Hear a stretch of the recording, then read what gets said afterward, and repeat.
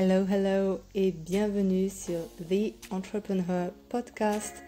Je m'appelle Héloïse et sur le podcast, je t'accompagne à travers mon expérience et des clés concrètes pour t'épanouir pleinement en tant qu'entrepreneur. Ici, on met ton bien-être au centre car tu mérites d'être la main character de ta vie et de ton business. Ensemble, on réinvente les règles pour créer une vie à ton image.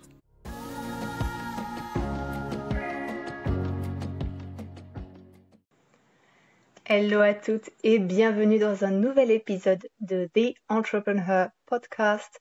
Je suis ravie de te retrouver dans cet épisode car je vais aborder un sujet qui me touche énormément, comme tu as pu le lire dans le titre. Mais tout d'abord, je tiens à te remercier de me suivre sur le podcast. Vous êtes chaque fois un peu plus nombreuses à me rejoindre, que ce soit sur Spotify ou sur YouTube. Ça me fait vraiment extrêmement plaisir.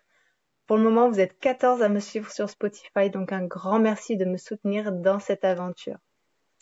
Donc, comme je te le disais, on va aborder des questions de santé mentale dans cet épisode. Et le premier disclaimer que je tiens à faire, c'est que évidemment, le journaling ne se substitue pas à un ou une bonne thérapeute. Le journaling, c'est un outil d'accompagnement qui peut aider dans beaucoup de situations. Mais of course, si tu as besoin de soutien lors d'une période difficile à traverser, vraiment tourne-toi vers un ou une thérapeute, c'est ce que tu as de mieux à faire. Moi, je suis suivie, tu es suivie, nous sommes toutes suivies et ça fait du bien d'avoir un safe space et une personne habilitée à laquelle se confier. Point final. Now, let's go pour démarrer concrètement cet épisode. On va donc parler de journaling aujourd'hui. Personnellement, c'est une pratique qui me suit depuis que je suis enfant, parce que déjà petite, j'écrivais dans des carnets intimes que j'ai toujours chez mes parents d'ailleurs. Et le journaling, ça m'est revenu très facilement comme pratique régulière il y a quelques années, vers 2016 je crois. Si jamais le terme de journaling ne te parle pas, si tu ne vois pas de quoi il s'agit, bien que j'en doute, puisque si tu me suis, j'en parle très souvent, je vais t'expliquer très rapidement ce que c'est. Ce que l'on appelle le journaling, c'est le fait d'écrire, de préférence sur papier, sur un thème particulier. Alors nous ne sommes plus dans la dissertation de lycée, heureusement, mais plutôt dans la perspective d'explorer son monde intérieur par l'écriture. Il faut savoir qu'il existe différentes sortes de journaling, donc je vais te citer celles que moi je connais, peut-être qu'il y en a d'autres. En tout cas, moi celles que je connais sont les suivantes. Il y a celle que j'appelle le free writing ou le free flow. C'est lorsque tu écris tout ce qui te passe par la tête sans chercher à y amener une cohérence et que tu laisses ton subconscient te guider. Il y a d'ailleurs un livre qui est basé là-dessus qui s'appelle The Artist's Way, je crois, si je ne dis pas de bêtises, de Julia Cameron, où il s'agit d'écrire 3 pages de tout ce qui nous passe par la tête le matin, en fait, de préférence au réveil, en laissant son esprit conscient de côté et en laissant venir tout ce qui a besoin de venir, en fait. Donc ça, c'est la première sorte de journaling que je connais. Il y a aussi le journaling, entre guillemets, quotidien. C'est ce qui fait, par exemple, partie de ma routine du soir. Tu peux d'ailleurs aller en savoir plus sur ma routine du soir en allant écouter l'épisode que je vais te mettre en lien dans la description. Et dans ce type de journaling, tu relates les événements de ta journée et tu y déposes tes pensées, tes émotions. La troisième sorte que je connais, c'est le shadow work. C'est plutôt explorer ses parts d'ombre, introspecter ses croyances limitantes, ses blessures internalisées, enfin voilà, vraiment faire un travail d'introspection assez poussé, assez profond. On a ensuite ce que j'appelle le journaling de gratitude. Pareil, c'est quelque chose qui fait partie de mon journaling du soir. Et d'ailleurs, on va en parler plus en avant dans cet épisode, donc continue à écouter. Dans ce type de journaling, on va concentrer son attention sur les choses et les événements positifs qui nous entourent ou qui se déroulent dans notre quotidien. Et enfin, le journaling créatif, alors là on part sur un autre délire, mais il y a des personnes qui aiment bien dessiner, faire des collages, peindre, bref, utiliser leur créativité pour s'exprimer plutôt que des mots. Et c'est très bien comme ça aussi, parce que souvent, elles mixent un petit peu des deux. Et donc, ça a un rendu très créatif. En vrai, je te cite tous ces types de journaling, mais il n'y a pas de règle établie. Ton carnet de journaling, c'est ton espace privé, c'est ton safe space, donc tu fais ce que tu veux vraiment. J'en profite d'ailleurs pour te dire qu'en description, tu trouveras le lien vers ma boutique Amazon où je vends des carnets de notes que j'ai créés. Ce sont des carnets lignés, c'est-à-dire qu'il n'y a pas de question de journaling à l'intérieur, mais vraiment, ça te laisse l'espace libre pour t'exprimer comme tu le souhaites, à ta manière. Ils sont disponibles en 4 versions différentes, 2 carnets Entrepreneur qui sont gris ou noirs et 2 carnets colorés, rose ou beige. Et sinon, si tu apprécies de faire du journaling lors de tes rituels de pleine ou nouvelle lune, j'ai aussi créé 2 carnets de rituels de lune qui, eux, contiennent justement des questions de journaling pour t'accompagner sur 12 cycles lunaires. Je me suis dit que j'allais également t'expliquer quels sont les bénéfices de pratiquer le journaling.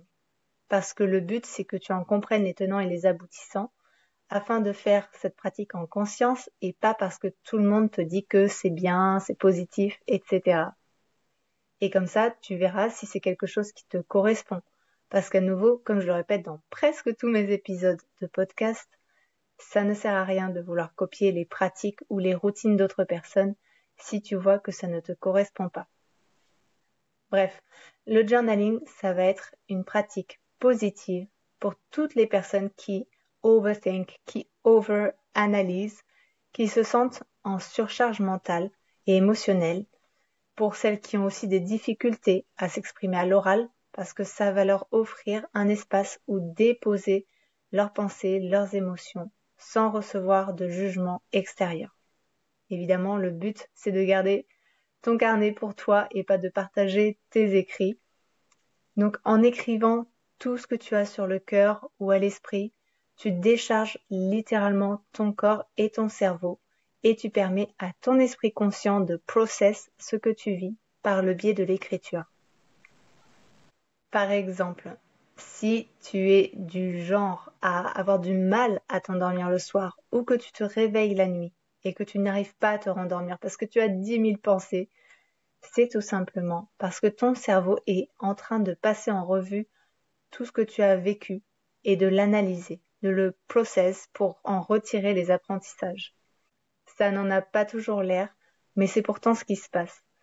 Et je dis ça en connaissance de cause parce qu'avant de faire du journaling le soir, je mettais, je sais pas, peut-être 3/4 d'heure, 1 heure des fois à m'endormir. Et ce n'est plus le cas aujourd'hui depuis que j'ai mis en place le journaling. Un autre bénéfice amené par l'écriture sur papier, et là vraiment j'insiste sur le support, c'est vraiment pas par ordinateur que ça va avoir cet effet-là, eh bien c'est que l'écriture sur papier, tout comme la lecture, ça va réguler ton système nerveux. En effet, lorsque tu écris, tes yeux se déplacent de gauche à droite, ce qui rappelle une autre pratique qui s'appelle l'EMDR. Et cette pratique, elle consiste justement à faire bouger tes yeux suivant certains schémas pour retrouver le calme intérieur. Alors pourquoi ça marche? Je préviens, je ne suis pas experte. C'est juste ma compréhension que je transmets et qui est hyper simplifiée, ok? Mais je pense que c'est intéressant de t'expliquer ce que moi j'ai pu comprendre. C'est parce que notre système nerveux, qui est un ensemble de nerfs situés dans notre corps et reliés de notre cerveau à nos organes et à différentes parties du corps, nous permet de réagir à notre environnement. Lorsque nous rencontrons une situation, qu'elle soit positive ou négative, cela se traduit par une réaction nerveuse qui va ensuite commander le reste de ton corps. Et c'est en cela que tu vas te sentir, par exemple, tendu lorsque tu es stressé, ou que ton corps va instinctivement s'éloigner d'une personne que tu ne sens pas ou avec laquelle tu n'es pas à l'aise. Ou plutôt que tu vas te détendre, justement quand tu te sens en sécurité avec quelqu'un d'autre. Et comme je le disais, lorsque l'on subit ou que l'on accumule trop de stress, notre corps réagit en créant des tensions internes. Et à cause de ces tensions, notre capacité de mouvement s'en trouve réduite petit à petit et au fur et à mesure du temps, on commence à sentir des douleurs. Et donc, on bouge moins parce qu'on a mal, mais moins on bouge, plus on a de douleurs. En vrai, c'est un cercle vicieux. Je suis partie un petit peu loin dans mon explication qui à la base parlait des mouvements oculaires, mais c'est pas grave parce qu'il me semble important d'aborder cette partie pour la suite. Donc revenons-en à nos yeux. Comme tu l'as compris, notre environnement influe sur notre corps et nos réactions.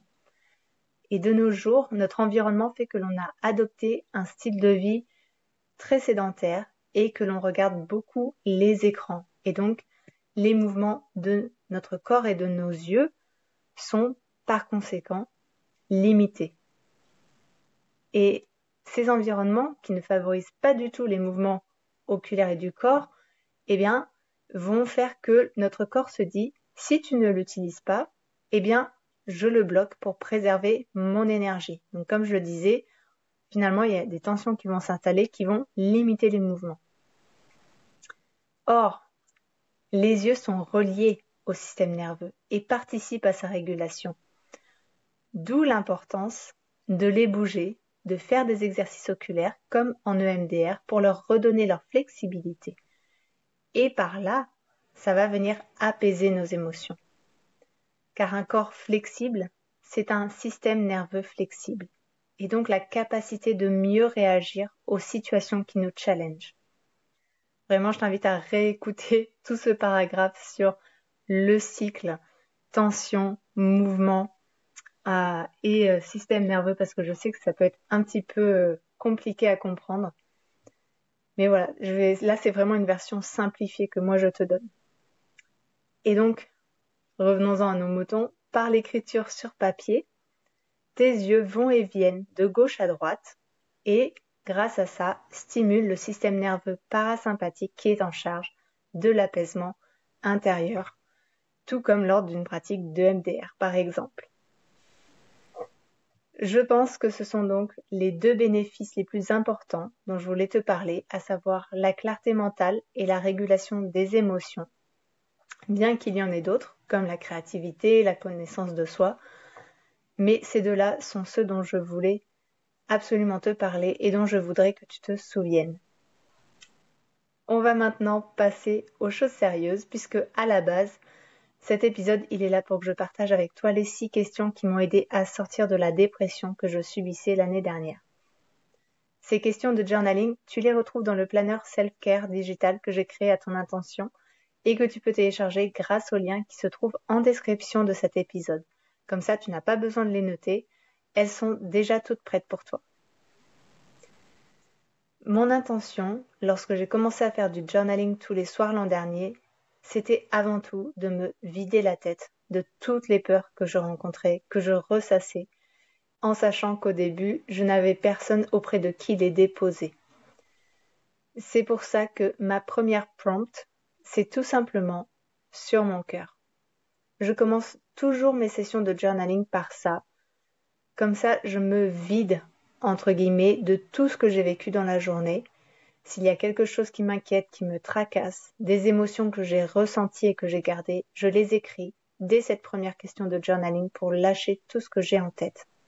Donc souvent, je vais parler de ma journée, je peux décrire le fil de ma journée et d'autres fois, eh bien, je vais tout simplement déposer des pensées, des émotions qui m'ont travaillé, qui m'ont traversé et qui ont besoin en fait de trouver un récipient sur lequel en fait se déposer, se verser pour que je puisse en fait en tirer le fil et pouvoir en fait partir de cette base d'émotions, de cette base de pensée pour ensuite me rediriger vers quelque chose de plus positif. Parce que oui, comme ça fait plusieurs années que je travaille dans le domaine du développement personnel et spirituel, je sais par expérience qu'il ne faut pas rester sur des pensées négatives, si jamais j'en ai, et que la gratitude a ce pouvoir de shifter notre mode de pensée. Je ne sais pas si tu le sais, mais je crois qu'il faut 6 à 10 pensées positives pour contrer une seule pensée négative. Notre cerveau mémorise plus facilement ce qu'il considère comme un danger aka ce qui nous apparaît comme stressant et négatif, afin de se protéger par la suite au cas où ça arriverait de nouveau. C'est un réflexe préhistorique qui n'a plus lieu d'être aujourd'hui dans notre société civilisée où notre vie n'est pas en danger à chaque minute, mais notre cerveau, lui, il ne fait toujours pas la différence entre ce qu'il considère comme danger pour notre vie et stress du quotidien. C'est pour cela que les prochaines questions de journaling que j'ai mises en place sont grandement dirigées vers la gratitude, afin que notre système réticulaire activateur, qui va prendre note en quelque sorte de ce vers quoi on le dirige, puisse se concentrer sur le positif dans notre vie plutôt que le négatif. Donc, la question de journaling suivante que je me pose, c'est quels sont les moments magiques dont je veux me souvenir?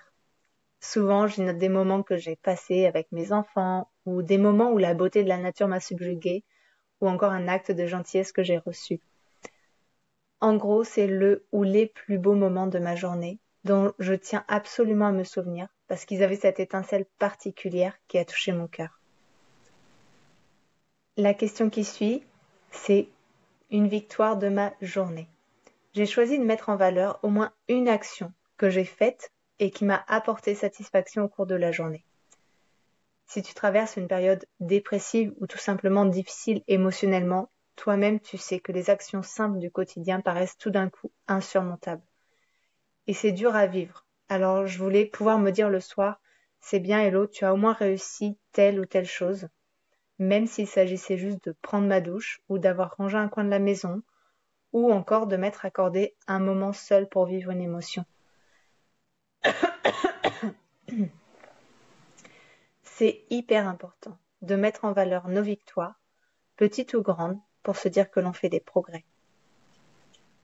Ensuite, une question que je trouve importante pour la connexion avec les autres, c'est envers qui suis-je reconnaissante aujourd'hui et pourquoi? On a tous au moins une personne autour de nous où on en croise dans la rue et j'ai trouvé que pour aider à se reconnecter aux autres, il faut apprendre à reconnaître leurs valeurs et leurs actes positifs au quotidien. Pour ne pas rester enfermé dans son monde, pour accepter les actes de gentillesse et accepter de se faire aider, il faut d'abord reconnaître en quoi les personnes qui nous entourent ou que l'on croise apportent du positif dans notre vie. Ça peut être un sourire échangé, une main tendue, un mot bienveillant. À toi de reconnaître ces gestes qui peuvent paraître anodins et qui pourtant sont un petit rayon de soleil dans ta journée. Mais cette question, elle n'est pas uniquement pour mettre en valeur le lien qui t'unit aux autres. Elle te sert aussi comme espace pour être reconnaissante envers toi-même chaque fois que possible. Même si je dis qu'elle renforce la connexion à autrui, la connexion à toi-même doit être prioritaire. Il ne convient pas de t'oublier. On peut avoir tendance à oublier d'être reconnaissante envers soi-même pour ce que l'on accomplit, alors n'hésite pas à utiliser cet espace pour t'en accorder. La question suivante est plus bateau entre guillemets, mais comme le reste, elle aide à développer notre conscience du positif et de la gratitude. Cette question, c'est quelles sont 3 choses positives à propos de ma journée? C'est la question qui challenge le système réticulaire activateur à nouveau en l'envoyant rechercher dans ses données ces 3 événements ou actions positives que tu as vécues. Ça peut être quelque chose que tu as fait, qui t'est arrivé, genre tu as trouvé une place de parking facilement devant le cabinet de ta kiné, comme ça m'arrive de temps en temps. Ou bien on t'a offert une rose, ou tu as cuisiné un délicieux repas, tu as passé un moment sympa à faire les boutiques ou avec une amie. Là encore, libre à toi de noter ce qui te vient à l'esprit. On ne dirait pas comme ça, parce que 3 choses, ça paraît peu, mais en réalité, c'est l'une des questions que je trouve la plus challengeante, parce que l'on a déjà noté 3 aspects positifs de notre journée dans les questions précédentes. Et donc, ça demande de creuser encore plus profondément et d'entraîner son cerveau à repérer ces instants-là. Pour finir, l'une de mes questions préférées vient clore cette session de journaling. Ma question, c'est une action pour faire de demain une super journée.